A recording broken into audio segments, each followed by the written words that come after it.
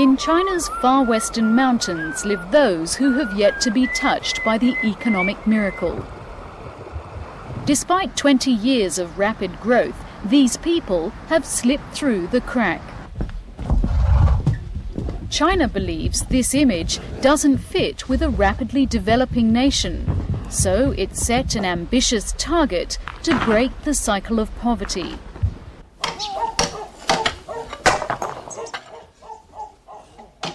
Banyalong village was a collective farm under Mao Zedong in the 70s. But when collectivization ended, the village never made the transformation to a market-oriented farming community.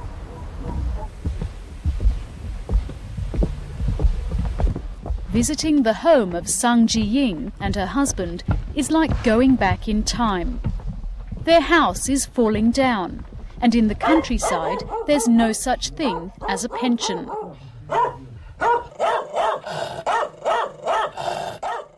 Last year, Madame Sang started feeling numbness in her mouth and hands. She can no longer work in the fields. That's left to her remaining unmarried daughter. Sang Ji-ying and her husband are both in their mid-50s, but life has never been harder.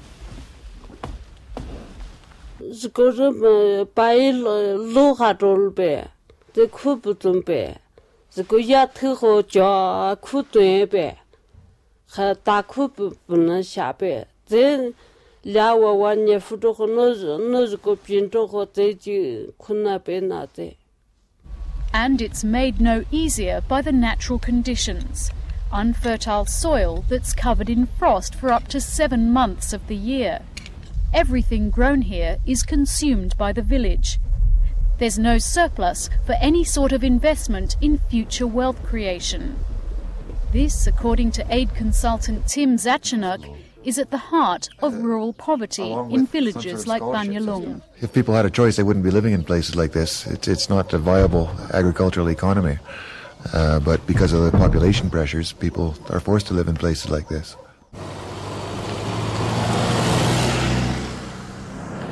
Australia has helped to build roads and water supplies in the region. A portion of the $53 million aid dollars given to China each year. It's the traditional aid route. But the Australian government, through its aid agency AusAid, is among those developing an innovative departure, considered the latest anti-poverty antidote, microcredit, developed by the Grameen Bank in Bangladesh. Do many people default on their loans? Australia's ambassador to China, Rick Smith, is introduced to the local credit intermediary. She describes how small loans are made directly to individuals who must rely on their personal enterprise to generate the repayments. The loans are small, in the order of $80 a year at 12% interest, repayable monthly. Another feature of the scheme is that the loans don't require collateral. Microcredit is one way of providing people with an opportunity to improve themselves, but not the answer to everything. The microcredit project covers more than 10,000 households in total. But in villages like Banyalong, where there's virtually no cash economy, the agricultural base is so narrow that the scheme has a long way to go. The best way to solve them is by diversifying the opportunities of people. People from villages like this, if their children can get an education and get a chance to work in industry or in the cities, people will never be able to get wealthy or solve their poverty problems if they have to rely on agriculture. Nearly all the villagers have used their loans to buy animals. They're seen as a quick fix with little view to the long term.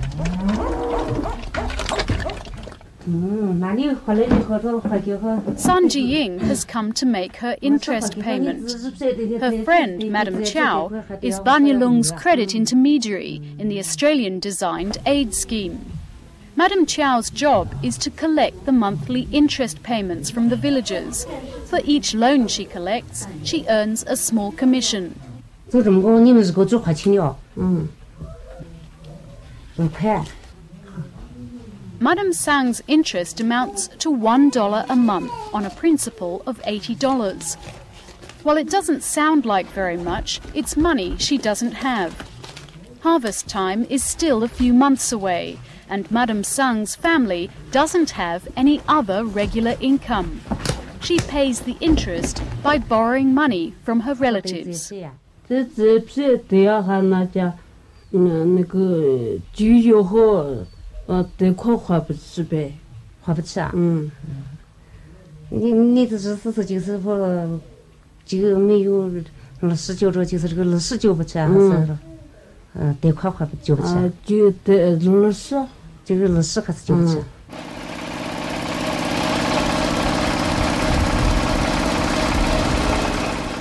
Once a month, Madam Chow hitches a ride from the village to the township, a trip that takes nearly 1 hour.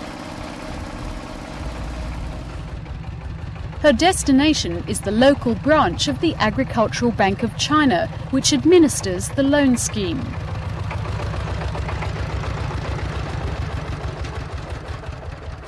Lately, the monthly ritual hasn't been as profitable for Madam Chow. Many of her fellow villagers have already paid back their first loan, but most of them still haven't committed to a second. 这不是贷款家那日了人日了家不晓得呀的，对呀家不对呀。啥意思啊？就是今后是这20太高了，贷款给这份额太小了，贷款给这收了20了。 The scheme is working well in other counties where conditions are better. But in Banyalong's poor agrarian economy, every cent counts. And because the scheme is supposed to be self-sustaining, with the small monthly repayments financing the next round of loans, this spells trouble for the future. 咱们就是不愿意，即使申请家就是我就是这咱们还不，咱们就是不愿意。咱们不就是这个贷款就发给好，改后就有了20了呗，哎。 一直有这个20家，一直有咱们连电费交不上呗，没有钱呗，咱们你钱没有花家，这个看嘛都好就交就有了呗。 But because this is an officially designated poverty county, the local government decided to supplement the Australian loans from AusAid to lift the village out of poverty in the shortest possible time. The reason why there were so few takers, just 6 months after AusAid began its microcredit scheme, local officials began their own plan, offering villagers larger amounts for less interest. It isn't hard to see which loans the villagers prefer. 当时这个我打了一下子这个贷款方也非常实惠，因为我们当时这个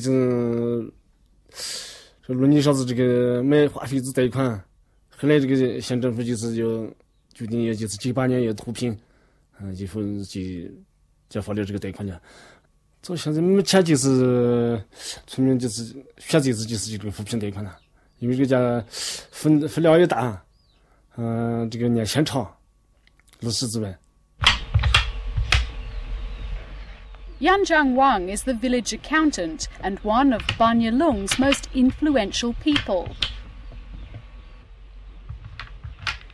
Under his guidance, nearly every household has now taken out a county aid loan. The villagers are convinced these larger loans of $400 will help them out of poverty sooner. 首先从这个家来看，他就开始这个咱性子房子，这个家了支持这个家具，再就能买下这个彩电，能买下手扶拖拉机。 像这些情况就开始就能扶起来。 If leaving poverty behind means money to buy colour televisions, Mr. Yan, like many of the villagers, has a starry-eyed view of what the loans should accomplish. For places like Banyalong, credit needs to be channelled into longer-term investments. The county's aid programme appears to amount to handouts. They're a quick fix and not headed towards sustainable wealth creation. No, let me correct that. But the Australian aid agency AusAid defends the Chinese government's attempts to help individual households. AusAid would never be concerned about resources flowing to poor people. There are many different ways of doing microfinance. The Chinese government has taken up microfinance in the last couple of years and is finding it a really useful means of addressing the poverty problems in this country. While the village is presently awash with cash and animals, little thought is given to anything other than the present. The local bureaucracy believes the faster more money is given to the villagers, the better off they'll be. Why did the county give villagers loans when the Australian government was already running a microcredit scheme? 这样上投的那个扶贫体系上，力度还是比较大，这个呢就投平了，我想投平了还是快的。所以投不进去以后，你就要产出，有投入就要产出，给他投入了这么多的资金，那你这一家以后必须要投平了。这个啥就是我们看着帮助农村了，还是统计上步子还是比较大的。Sang Ji-ying needs help to pay medical expenses before she buys any more livestock. As she becomes more and more unwell, she gets further and further into debt. She bought 2 sheep with her Aussie loan and a mule using county aid. As yet, she's no better off. 亲自家鸡鸭六百，鸡鸭的就花的660日元花不动着，那鸡鸭的花的600。Why did you borrow money from the county government? 这那想办法的花那咱们俩，这5年是上之后那是搞完，大概过后那他个妇女们的过哈。花了8分多。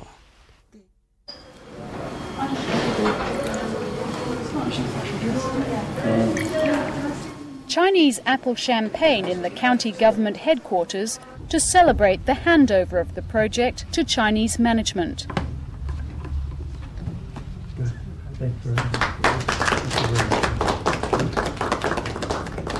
Australian funds will ensure a few years of operation before the credit scheme can be pronounced sustainable.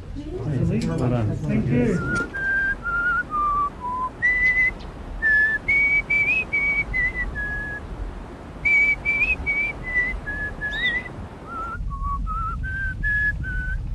Ending poverty in places where the economic miracle never arrived is a political priority for China. But there's no celebration yet for the villagers of Banyalong. Once the national deadline is over or the Australian loans disappear, what will the villagers do then? Microcredit might be the latest attempt to eradicate Banyalong's desperation. It could also be its ruin.